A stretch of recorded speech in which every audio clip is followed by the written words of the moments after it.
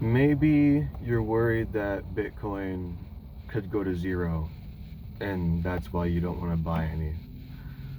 Or you don't want to buy too much because you think it can just go to zero overnight. Um, I think I have two pretty good reasons as to why Bitcoin cannot go to zero. Like, literally. So, reason number one, right? Let's say Bitcoin goes to zero by everyone just waking up one day and deciding, fuck Bitcoin, I don't want this garbage, and they all press the sell button. Well, there's about 21 million Bitcoin, about 19 million Bitcoin actually available for exchanges to like buy and sell, right? I'd say about maybe 2 to 3 million of those coins are lost, as in people bought Bitcoin back in 2009, 2010, and they just forgot their password or like threw their fucking computer away, and those coins are lost forever. Nobody can move them. So the amount of selling pressure needed to make Bitcoin go to zero isn't even possible. Like Satoshi Nakamoto, it's my opinion that he's dead, right? But let's say he's not. Even if he came back today and dumped all 1 million Bitcoin that he owns onto the markets, Bitcoin would drop to at max, it would drop at max like 50%. And then people like me would just buy it at, like, we would just buy it at 40K and it would start going back up. It would be Satoshi's loss.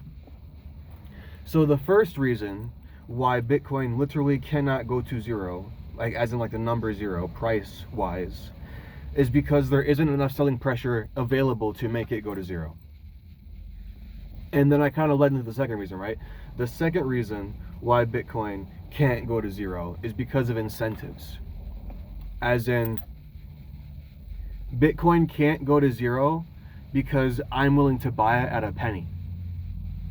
And if I'm willing to buy it at a penny, someone else is willing to buy it at 2 cents, 3 cents, 4 cents.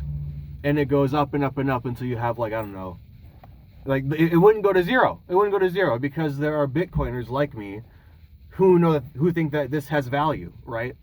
That's another thing too, right? The Bitcoin community does not need to convince any more new people to join Bitcoin for Bitcoin to grow, right? We have more than enough people, we have more than enough stores accepting Bitcoin as payment to where we can have our own circular economies, right? And we all have jobs, so we can all just keep making fiat and then buying Bitcoin ourselves. We can pump the price of ourselves because it's a limited supply. And then so that's it. That's a short ass video today.